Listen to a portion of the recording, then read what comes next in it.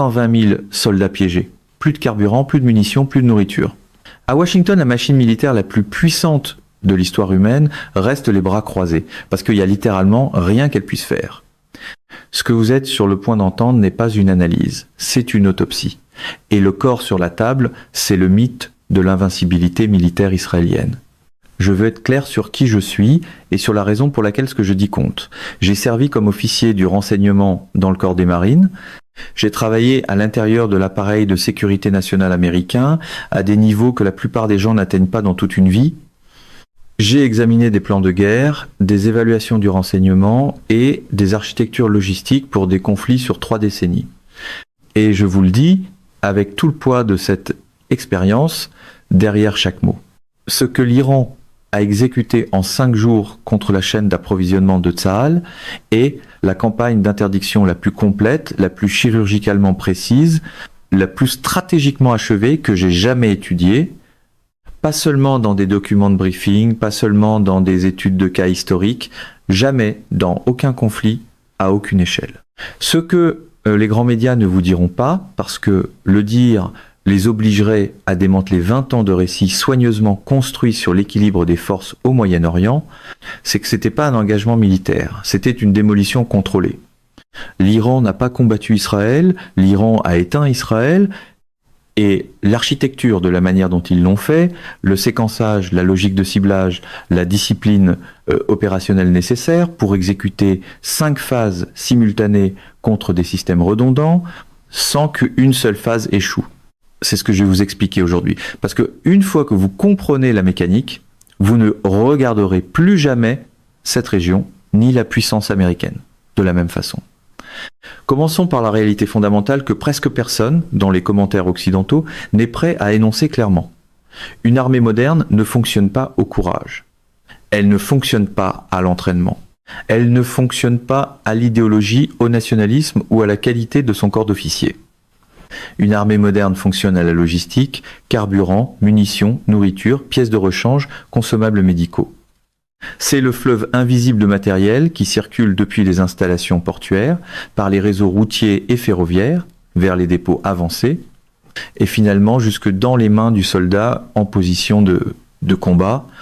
Couper ce fleuve, et la force militaire la plus sophistiquée de la Terre devient en quelques jours un ensemble d'êtres humains très bien armés, très bien entraînés et complètement immobilisés, assis dans des positions d'où ils ne peuvent pas avancer, où ils ne peuvent pas être renforcés et d'où ils ne peuvent pas être extraits en sécurité. C'est pas de la théorie.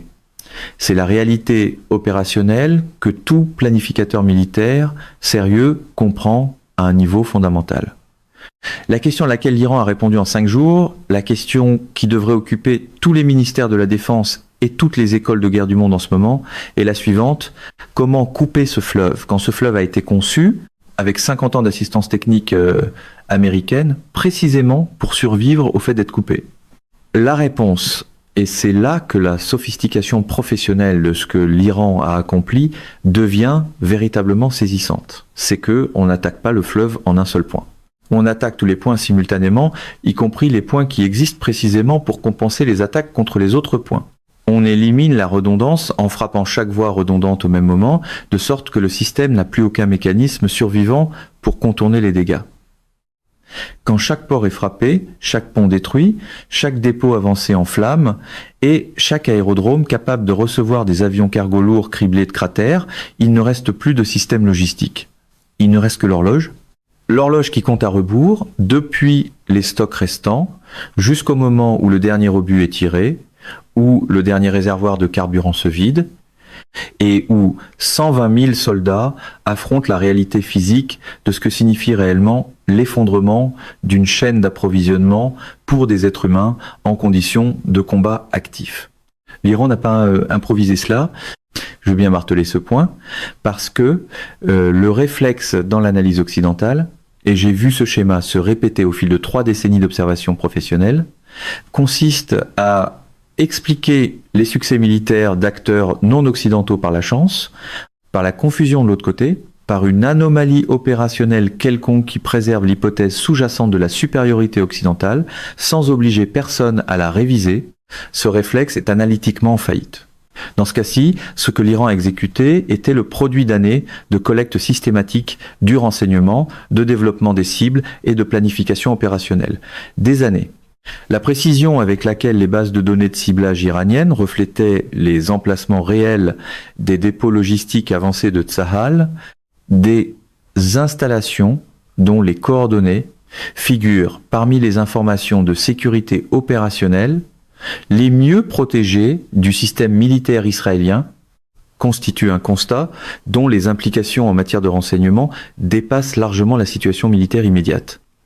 Quelqu'un a construit cette base de données, quelqu'un l'a mise à jour, quelqu'un l'a vérifiée en fonction des configurations opérationnelles actuelles et ce processus n'a pas commencé le mois dernier. La campagne a commencé à 2h40 du matin, le premier jour. Je veux que vous enregistriez bien ce moment parce qu'il reflète une logique opérationnelle précise. 2h40 du matin, c'est l'heure de vigilance humaine minimale, de réactivité institutionnelle minimale et de capacité minimale à exécuter le genre d'évaluation rapide des dégâts et de réponse d'urgence qui aurait pu être, dans un autre scénario, permis aux logisticiens israéliens de commencer à rediriger les flux d'approvisionnement avant que l'interdiction soit complète. En choisissant ce moment, les planificateurs opérationnels iraniens ont veillé à ce que toute l'ampleur de la phase 1 soit achevée avant que le commandement israélien puisse passer du choc à une réponse organisée. La phase 1 a frappé simultanément les 3 installations portuaires fonctionnelles d'Israël. Ashdod, le principal terminal d'importation militaire, qui traite environ 55% des importations d'équipements et de munitions de Tsahal par voie maritime, a encaissé 34 impacts dans un ensemble de frappes qui a duré 28 minutes. Je veux que vous compreniez la logique de ciblage à l'intérieur de cet ensemble de frappes, parce que elle reflète un niveau de sophistication opérationnelle qui va bien au-delà du simple fait de placer des ogives sur des infrastructures portuaires. Les grues de manutention de conteneurs desservant le terminal de fret militaire ont été frappées individuellement. Pas le bâtiment du terminal, pas le complexe administratif. Les grues, parce que ce sont les grues qui déplacent le fret militaire du navire vers le rivage. Et détruire les grues signifie que même si un navire parvient d'une façon ou d'une autre à atteindre Ashdod dans l'environnement d'interdiction qui suit, il ne peut pas décharger. Le quai de déchargement du carburant a été détruit selon une séquence spécifiquement conçue pour produire un effondrement structurel complet plutôt que des dégâts réparables. La distinction est énorme. Des dégâts réparables vous donnent quelques jours avant que l'installation soit de nouveau fonctionnelle. Un effondrement structurel complet vous donne des mois. Et dans le contexte d'une crise aiguë d'approvisionnement, des mois, sur le plan opérationnel, équivalent à une éternité. Le complexe d'entrepôts militaires sous douane a reçu des impacts d'ogives pénétrantes conçues pour provoquer une détonation interne des munitions stockées, non pas simplement pour faire s'effondrer la structure externe, mais pour détruire ce qui se trouvait à l'intérieur. Haïfa, le port du Nord, servant de principale porte d'entrée logistique pour les forces sur le front Nord, a encaissé 40 et un frappe avec un accent de ciblage précis sur son terminal militaire de carburant et sur la liaison ferroviaire reliant le port au réseau de bases logistiques avancées. Le port de la mer Rouge, qui représente la seule voie d'importation maritime non méditerranéenne d'Israël, a été frappé par 18 armes qui ont détruit son infrastructure de manutention de conteneurs et sectionné ses connexions routières et ferroviaires avec le reste du pays. Au lever du soleil, le premier jour, 90% de la capacité d'importation maritime d'Israël avait disparu. Pas été dégradé, pas été endommagé, disparu. Mais voici ce que les chaînes câblées ne vous expliquent pas. Et c'est ici que le portrait opérationnel devient quelque chose de réellement différent d'une campagne de frappe réussie. La destruction des ports n'était pas la fin de la phase 1. Début de la séquence, parce que les planificateurs iraniens avaient compris quelque chose que leurs homologues occidentaux n'avaient apparemment pas pleinement intégré. Détruire le point d'entrée ne signifie rien si le système peut le contourner. Et le système logistique de Tsahal avait été spécifiquement conçu avec l'aide américaine pour faire exactement cela. C'est pourquoi la phase 2 était déjà en cours avant même que la phase 1 soit pleinement terminée. La phase 2 a ciblé le réseau logistique terrestre. 12 grands ponts routiers situés sur les routes logistiques principales entre le complexe central de stock d'Israël et ses fronts opérationnels nord et sud ont été frappés par des armes de précision, produisant un effondrement structurel au niveau du tablier du pont. Pas des dégâts, un effondrement structurel.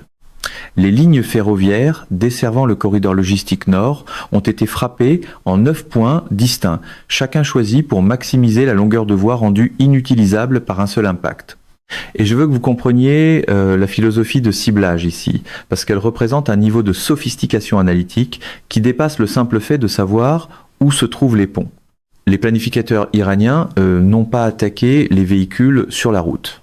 Attaquer des véhicules coûte cher sur le plan opérationnel, ne produit qu'une perturbation temporaire et déclenche des comportements de contournement qu'un système logistique sophistiqué exécutera en quelques heures. Ils ont plutôt attaqué l'infrastructure que les véhicules doivent utiliser.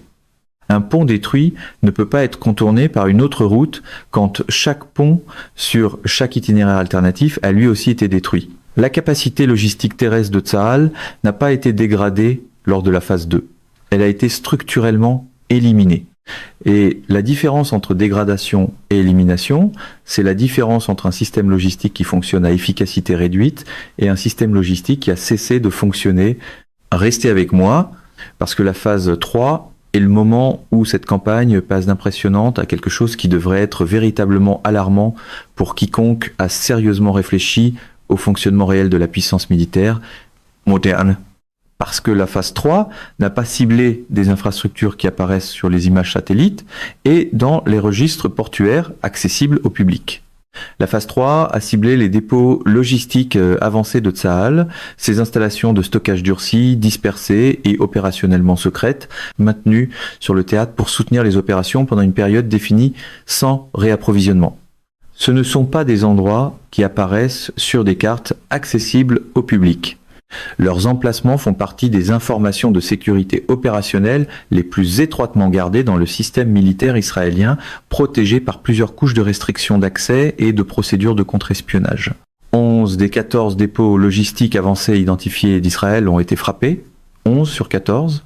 Les 3 qui ont survécu l'ont fait parce qu'ils étaient situés dans des zones urbaines où le calcul des dommages collatéraux limitait l'ensemble de frappes.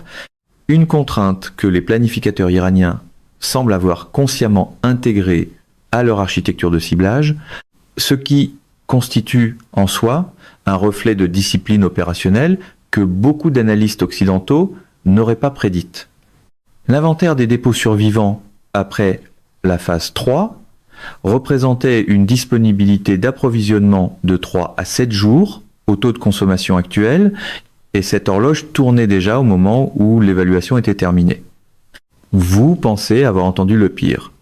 Ce n'est pas le cas, même pas près de là.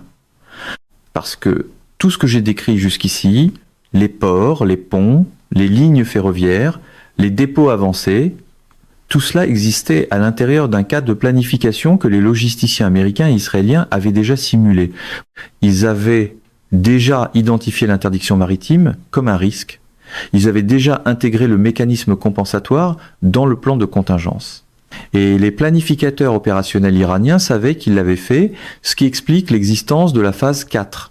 La phase 4 s'est attaquée à la voie de réapprovisionnement d'urgence que les planificateurs américains et israéliens avaient expressément identifié comme le principal mécanisme compensatoire en cas d'interdiction maritime et terrestre, la logistique aérienne. Les pistes de l'aéroport international Ben Gourion, qui sert de principal point d'entrée pour le fret militaire livré par voie aérienne, ont été frappées en 6 points distincts par des ogives pénétrantes conçues pour produire des détonations souterraines, créant des cratères résistants aux réparations d'urgence. L'aéroport Ramon, dans le sud, l'installation secondaire de logistique aérienne a été frappée simultanément. Les aérodromes militaires ayant une capacité de piste suffisante pour accueillir des avions cargo lourds avaient déjà été rendus non opérationnels lors des frappes précédentes contre les bases de Tsahal. À la fin de la phase 4, Israël n'avait plus aucun terminal de fret aérien fonctionnel capable de recevoir les avions de transport lourds que requiert un réapprovisionnement militaire d'urgence. Le pont aérien dont Washington avait besoin pour exécuter un réapprovisionnement d'urgence n'existait pas. Et ce n'est pas une situation née d'une mauvaise planification ou d'une préparation inadéquate de la part de Washington. C'était une condition délibérément fabriquée par des planificateurs opérationnels iraniens qui comprenaient exactement quelle serait la réponse compensatoire américaine et qui ont conçu l'architecture de la campagne précisément pour l'abattre avant qu'elle puisse être exécutée. Voilà le niveau de pensée stratégique auquel nous avons affaire. Pas réactif, pas opportuniste, anticipatoire, l'Iran n'a pas répondu à la planification américaine de réapprovisionnement. L'Iran l'a devancé et nous arrivons maintenant à l'arithmétique, aux mathématiques froides et impitoyables de ce que signifie réellement l'effondrement d'une chaîne d'approvisionnement pour 120 000 êtres humains en position de combat actif. Parce que c'est la partie de l'histoire que la plupart des analystes sautent, soit parce que les chiffres sont inconfortables, soit parce que la dimension humaine d'un échec logistique militaire est plus difficile à aborder dans le langage clinique que privilégie souvent l'analyse professionnelle. Une brigade blindée de Tsahal en opération active consomme environ 180 000 litres de carburant diesel par jour pour l'ensemble de ses véhicules organiques, chars, véhicules de combat d'infanterie, tracteurs d'artillerie, équipements du génie, camions logistiques. Israël avait environ 8 brigades blindées déployées en configurations opérationnelles. À ce taux de consommation, l'inventaire de carburant ayant survécu aux frappes des phases 1 et 3, estimé à environ 40% des niveaux d'avant la campagne, représentait entre 4 et 6 jours de consommation opérationnelle.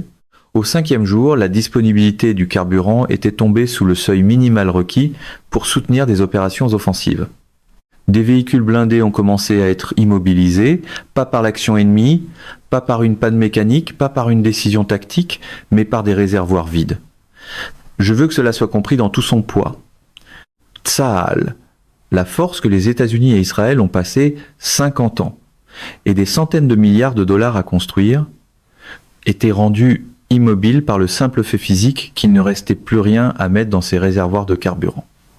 Le carburant d'aviation présente une contrainte encore plus aiguë. Les opérations aériennes de Tsahal, au taux de sortie actuel, consomment environ 2-4 millions de litres de carburant d'aviation par jour.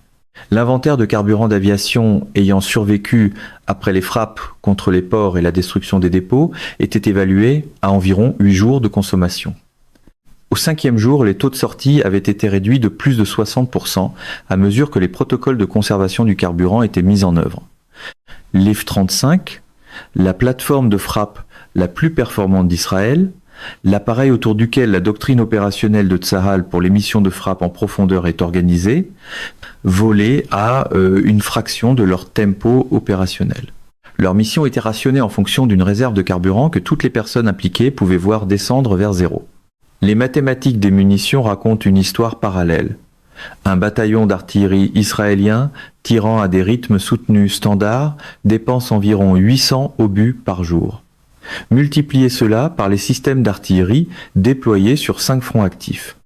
Ajoutez les munitions de canon principal des chars, les obus de mortier, les missiles guidés anti-chars et les munitions de précision dont dépend le combat interarmes moderne à tous les niveaux. Le chiffre de consommation quotidienne de munitions atteint des milliers de tonnes. L'inventaire des dépôts avancés survivants après la phase 3 représentait environ 5 jours de consommation à tempo opérationnel réduit. Et cette estimation supposait des taux de consommation inférieurs à ce que le combat actif exige réellement. Au 5e jour, plusieurs unités d'artillerie avaient signalé l'épuisement des stocks de munitions disponibles. Des missions de tir étaient annulées, non pas parce que la situation tactique n'exigeait pas de feu, mais parce qu'il ne restait plus d'obus à tirer. Et si le portrait du carburant est alarmant, et si le portrait des munitions est alarmant, la situation alimentaire est la variable qui porte le poids humain le plus direct et qui reçoit le moins d'attention sérieuse dans l'analyse militaire professionnelle. L'approvisionnement en ration militaire pour 120 000 membres du personnel exige environ 360 tonnes de nourriture par jour. La doctrine de Tsahal prévoit que les unités avancées transportent 3 jours de rations organiques. Au 4e jour, les unités dans les positions les plus avancées consommaient des réserves de rations d'urgence destinées à de véritables situations de dernier recours. Au 5e jour, les évaluations opérationnelles dans plusieurs secteurs comprenaient un langage qu'aucun commandant militaire ne veut lire et qu'aucun soldat ne veut entendre à son sujet. Efficacité au combat du personnel dégradé par insuffisance nutritionnelle. Permettez-moi de traduire cela hors du registre bureaucratique et de dire ce que cela signifie réellement. Les soldats avaient faim. Des soldats qui ont faim prennent des décisions différemment des soldats qui sont nourris. Ils évaluent le risque différemment. Ils soutiennent l'effort différemment. Ils maintiennent la cohésion différemment. Et une armée dont les soldats prennent des décisions différentes sous la pression de la privation physique n'est pas l'armée que ses commandants avaient planifiée, entraînée ou autour de laquelle ils avaient construit leur concept opérationnel. Continuez à regarder parce que la prochaine partie de cette histoire est celle où la dimension américaine entre en scène et où l'écart entre ce que Washington avait promis et ce que Washington pouvait réellement livrer devient quelque chose que tout étudiant sérieux de la puissance militaire doit affronter directement.